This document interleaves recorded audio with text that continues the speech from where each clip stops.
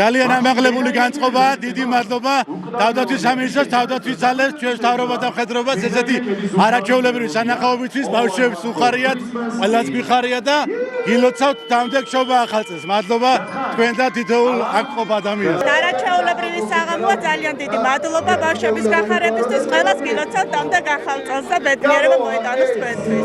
მივიღეთ ძალიან ბევრ კონცერტში მონაწილეობა, გორში, ვაზიანში, სენაკში, ქუთაისში და ახლა უკვე თბილისში.